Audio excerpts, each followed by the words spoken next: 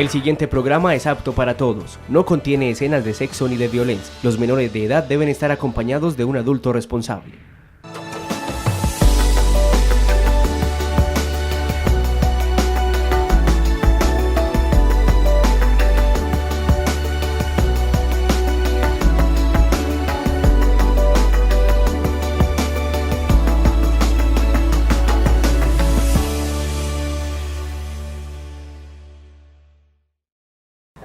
Televidentes de Tinteando con la Firma, buenas noches. Nuestro tinto de hoy, que es de los Andes Cooperativa, no lo vamos a tomar con un tema muy especial y tiene que ver con un numerito mágico que por estos días le viene sonando en la cabeza a muchos empleados y se trata del 737.717, que es el salario mínimo para este año 2017, eso no está en rima. Y para ello tenemos como invitado al inspector del Trabajo y Seguridad Social de nuestro municipio, el señor Eugenio Sánchez Herrera. Eugenio, buenas noches y bienvenido a Tinteando con la Firma. Pues buenas noches, Juan Carlos, y muchas gracias por la invitación al programa. Bueno, Eugenio, eso que como decía ahorita nos sonó hasta en rima, lo de los 737.000 pesos,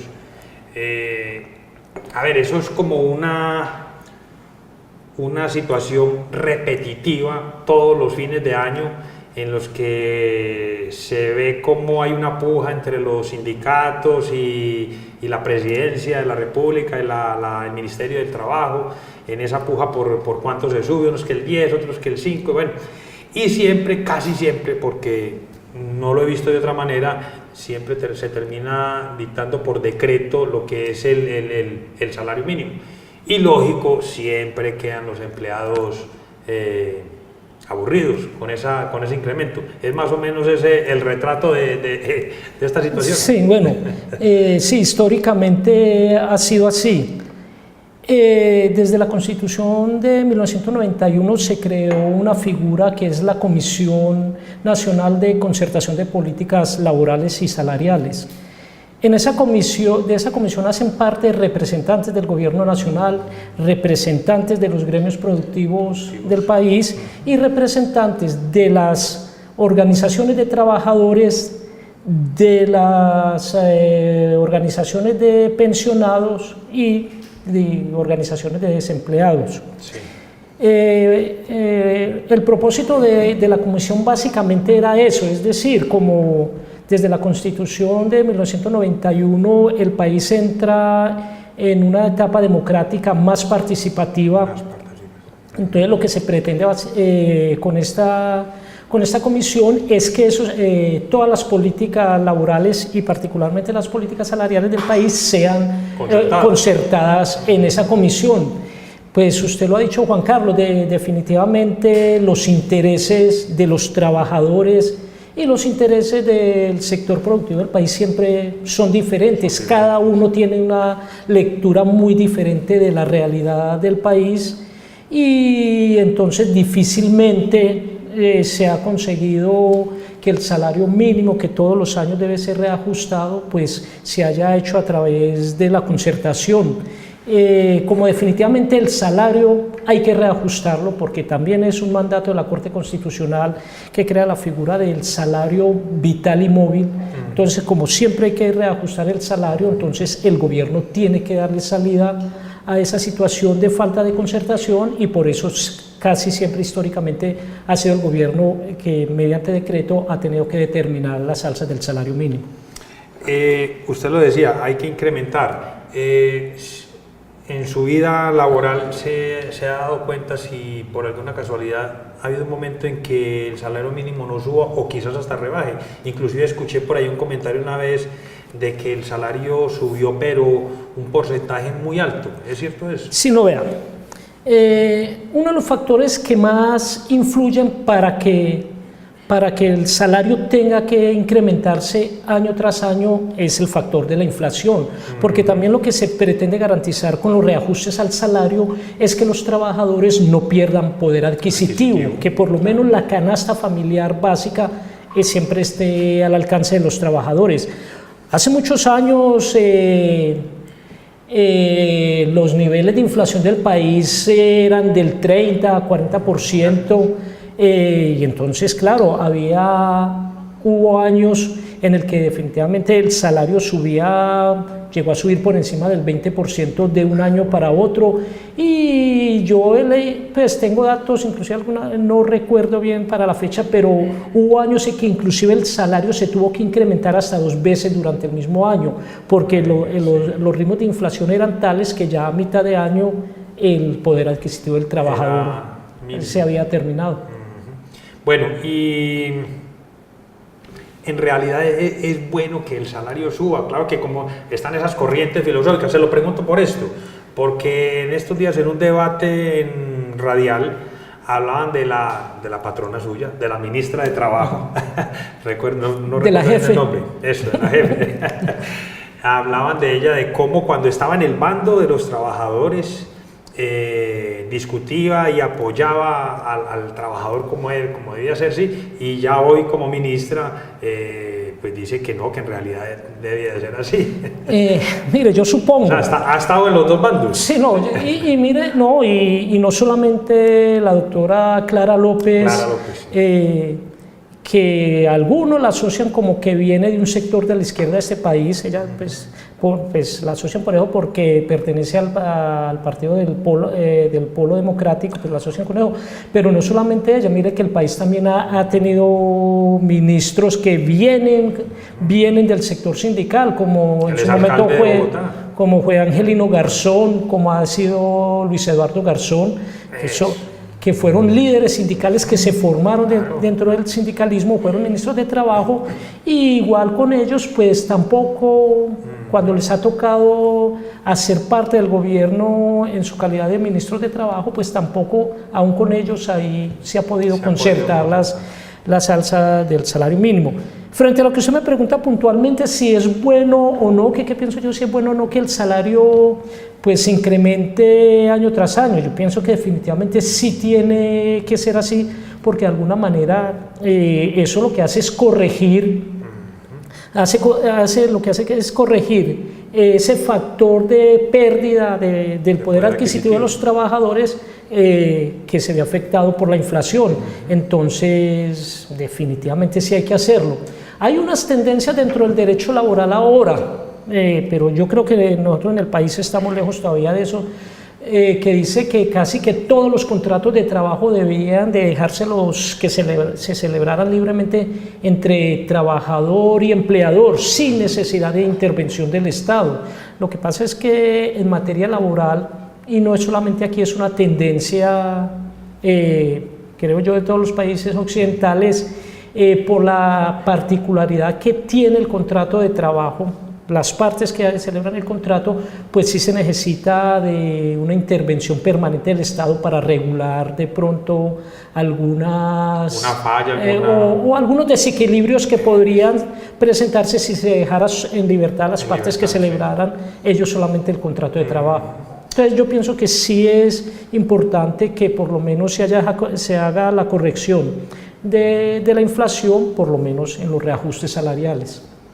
Bueno, hay que decirlo, pues este suroeste es muy cafetero y acá se manejan dos gremios que pesan bastante, y es el de los agregados de finca, los trabajadores, los que llaman los patieros, los cuidadores de las fincas, ¿sí? Y los de las empleadas de servicio, los de las empleadas domésticas.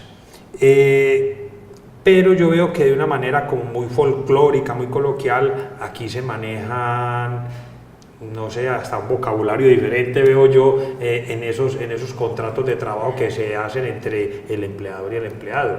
Eso está bien, este tipo de personas acuden mucho a su oficina para liquidarse, eso es mal hecho, ¿cómo es eso? Bueno.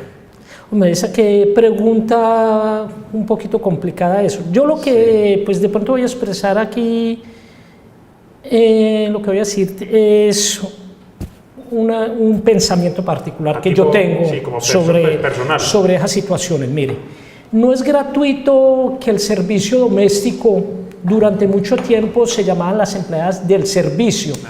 era del servicio o la sirvienta, como también la denominaron durante mucho tiempo. Claro. Y si uno revisa ese término de sirvienta, eso viene definitivamente de una figura que se llama las servidumbres. Y las servidumbres eran una forma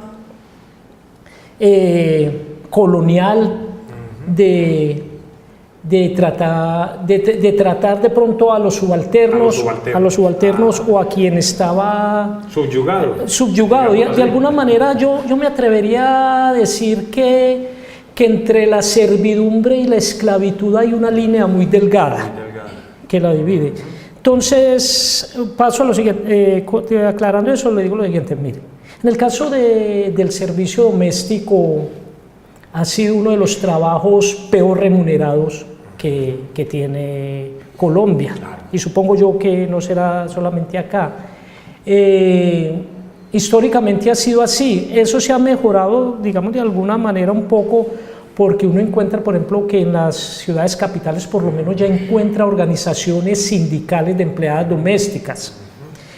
Pero, digamos, aquí en los municipios, que son pequeños, que la figura de la trabajadora doméstica interna ha desaparecido mucho, sigue existiendo de pronto en las grandes ciudades, uno encuentra que la remuneración para ellas no es del todo ajustada a la ley. Por la experiencia que yo tengo en la oficina, uno encuentra que cuando las empleadas del servicio doméstico van a consultas porque quieren asesorarse sobre algún tema y uno indaga sobre las condiciones particulares de su vinculación, encuentra que son salarios pírricos. Sí, de miseria. Y entonces todas parece ser que son contratadas de medio tiempo, pero es un medio tiempo que va desde las 7 de la mañana a las 4 de la tarde. Si uno hace un conteo de esas horas, uno se encuentra que eso es un tiempo completo. Y créame, en la mayoría de los casos, la remuneración de estas empleadas no es ni siquiera la mitad de un salario mínimo, que debería corresponder por lo menos si fuera a medio tiempo, como creen que lo llaman. Esa es la realidad. Ahora, pues, por vía de la ley se ha querido un poquito corregir esas situaciones, ya por lo menos a partir del último semestre del año pasado encontramos que por lo menos ya empezó a reconocérsele otro derecho a las empleadas del servicio doméstico que antes no lo tenían, y es la prima de servicio. Y la seguridad social, bueno, que es otro tema bien delicado. Bueno, la seguridad social. Mire, Juan Carlos, aquí el tema son varias cosas. Primero, definitivamente el costo de la seguridad social para un empleado es representativo. Dentro de una empresa es un costo alto. Solamente la seguridad social y la carga prestacional, que son dos cosas diferentes. Cuando yo te hablo de seguridad social, estoy hablando del aseguramiento a los riesgos que pueden tener los trabajadores, que son riesgos laborales, salud, pensiones. Y lo otro, la carga prestacional, que tiene que ver con primas, cesantías, intereses a la cesantía, vacaciones, que no es una prestación social pero que está ahí. Solamente esos dos costos adicionales, el de la seguridad social y el de la carga prestacional, para un trabajador son casi que el 52% más del salario. O sea que si yo pago en términos legales un salario a un trabajador, no solamente tengo que pagarle su salario, sino que tengo que prever que ese trabajador me puede costar mensualmente por ahí 52% más del salario en esas otras obligaciones que tengo con él. Entonces, si uno piensa en eso, aunque eso no es la disculpa para que a una trabajadora del servicio doméstico no se le reconozca sus derechos, uno más bien tendría que pensar antes de contratar una empleada del servicio doméstico si tengo con qué pagar dignamente ese servicio. Bueno, usted nos hacía ahorita una aclaración de que es una de las situaciones más recurrentes en su oficina, cuando van estas personas a asesorarse. ¿Qué tipo de sanción? O sea, ¿la sanción ya es económica? ¿Se llega a un acuerdo? ¿Cómo es eso? No, mire. De alguna manera, cuando la gente, los trabajadores van a consultar a la inspección de trabajo, básicamente lo que están buscando es un reconocimiento de su derecho individual y particular. Un poquito para subsanar esa situación, lo que hace el ministerio es intervenir por la vía de la conciliación para que por esa vía, sin necesidad de tener que acudir a demandas ante la justicia ordinaria, se pueda subsanar algunas irregularidades que se cometieron con el trabajador. Claro. Pero lo otro es que el Ministerio de Trabajo, dentro de sus funciones de inspección, sí puede sancionar a empleadores cuando encuentre que está incumpliendo algunas de las obligaciones laborales que tienen con los trabajadores. Son sanciones que se imponen a través de multas. ¿Nunca tipo penal? No, Sí, penal no, porque eso es solamente para delitos, para la comisión de delitos o de hechos ilícitos. Bueno, entonces aclaremos, cuando se va a la inspección de trabajo siempre la idea es primero conciliar, ¿cierto? Tratar de conciliar cuando... Bueno, una vez, la situación de las empleadas de servicio es más o menos la misma de los cafeteros con los agregados de finca y todo ese tipo de personas. Puede ser un poquito diferente, porque para empleadas del servicio doméstico muchas veces también, o la gran mayoría de las veces, ya uno no contrata a la empleada del servicio doméstico permanentemente. Se recurre mucho a la figura de contratarla 1 o 2 días a la semana. En el caso de los agregados o mayordomos que llaman de finca o patieros, de algunos trabajadores que tienen una vocación de mayor permanencia de la actividad agraria, pues si bien también históricamente habían sido trabajadores a los que se les desconocía gran parte de sus derechos, yo me atrevería a decir que en los últimos años, pero por otros factores diferentes, no a los de...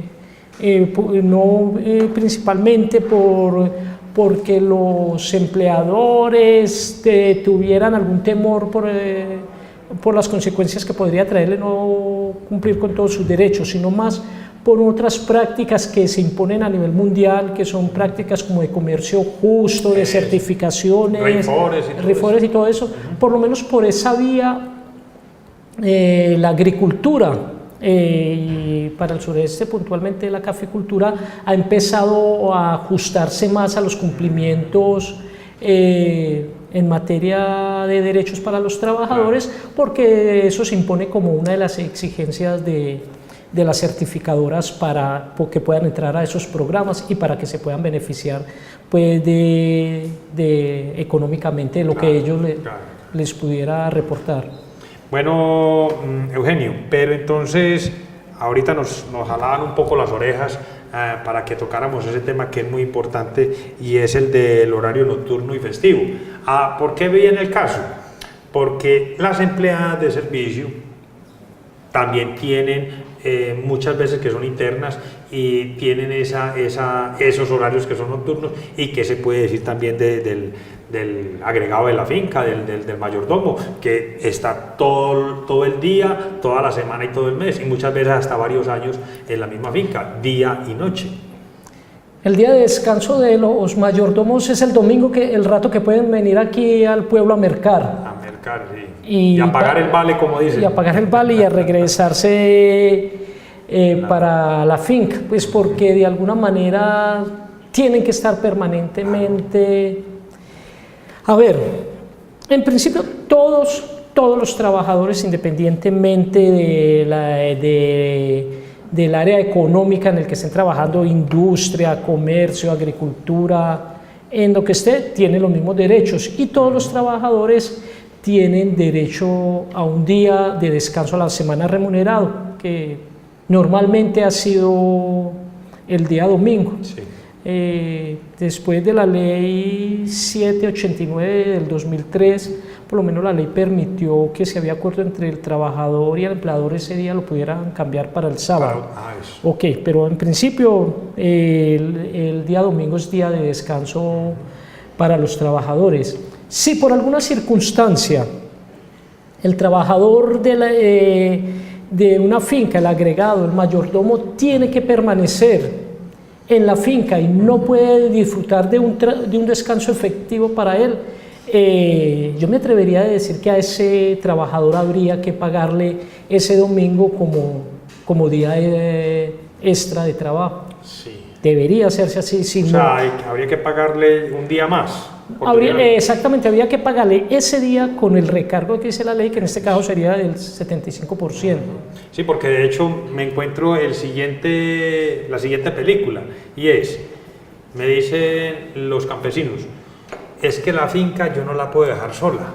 Entonces, mientras yo bajo al pueblo a pagar el vale y a traer el mercado, pues aquí se tienen que quedar mi señora y mis hijos. O si ella sale a hacer esas vueltas, pues yo me tengo que quedar acá, porque la finca no se puede dejar sola. Sí, entonces mire esa situación. Sí, esa es una situación que es muy normal.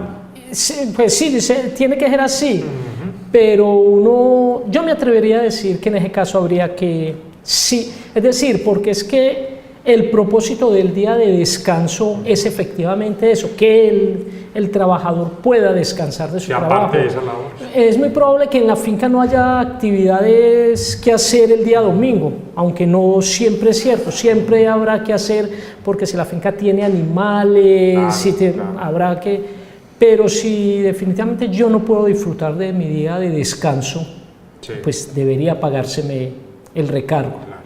Bueno, Eugenio, como las leyes se hicieron para violarlas, es normal y en la conciliación se puede llegar a eso, en el sentido de que el empleador y el empleado llegan a un acuerdo de cierto salario y estén contentos los dos, así no esté, digamos, desde la parte legal bien visto. Esa pregunta no es del todo así, pero primero le hago una aclaración. No, las leyes no se hicieron para violarlas. No, ese es el dicho que hace carrera. Por eso no somos tan civilizados, porque sí, las sociedades más civilizadas son civilizadas porque cumplen las leyes. Porque ese es el propósito de la ley, civilizarnos. Bueno. Respecto a la pregunta, bueno, mire, en materia laboral, y por eso las normas laborales tienen una característica que la llamamos que son de orden público. Que una norma sea orden público quiere decir que hay que cumplirse como está señalada. Es decir, que si bien la legislación laboral lo que regula es un contrato que hacen dos personas particulares, que es el contrato de trabajo, pues no todo les está permitido pactarlo a ellos dentro de ese contrato de trabajo. Hay ciertos derechos que son llamados derechos ciertos e indiscutibles del trabajador sobre los cuales no se puede conciliar. Entonces, por ejemplo, para poner un ejemplo que usted me dice con lo de los trabajadores, eso es muy recurrido, que en el contrato de estos mayordomos se dice, bueno, su remuneración semanal va a ser tanto, de pronto en la época de cosecha le voy a pagar un poquito más y finalizando el año yo le doy de propina, lo llaman ellos, $1.000.000 o $1.200.000 pesos. Bueno, y mucha gente asume como si eso fuera las prestaciones sociales. Entonces, como pactamos 1.200.000, con ese 1.200.000 yo le pago y quedamos en paz. Eso no puede ser así, porque si esa cifra que ellos pactaron no cumple con lo que la ley señala debe ser sus prestaciones sociales, ese pacto no tiene ninguna validez. Más aún, si ellos van a la oficina de trabajo y lo que quieren pactar y levantar es la conciliación por ese valor, pues nosotros como inspectores de trabajo tenemos que decirles que no se puede levantar un acta de conciliación en esos términos. Así las dos partes estén de acuerdo. Sí, así las dos partes estén de acuerdo. Y uno diría, pues, y yo a veces me lo pregunto, lo discutía en estos días con un compañero abogado dedicado más al derecho administrativo, y él me decía que inclusive esa es la tendencia en el derecho administrativo, que es la concertación entre las partes del acto administrativo, de lo que se quiere, cómo quiere que debe actuar la administración. En materia laboral no, porque hay que cumplir una norma. Hay ciertos derechos que no son negociables, que no se puede renunciar a ellos. Excelente, excelente. Bueno, a ver, Eugenio, pues ya se nos acabó el programa, muy interesante esta parte. Pues quedan una cantidad de temas para tocar. Me gustaría invitarlo más adelante de nuevo para que sigamos tocando esos temas, porque pues, en realidad son muy delicados. Bueno, Juan Carlos, cuantas veces me necesite y con un buen café de estos, pues sí, con mayor gusto. Eso está muy bien. Televidentes, buenas noches y hasta un próximo programa.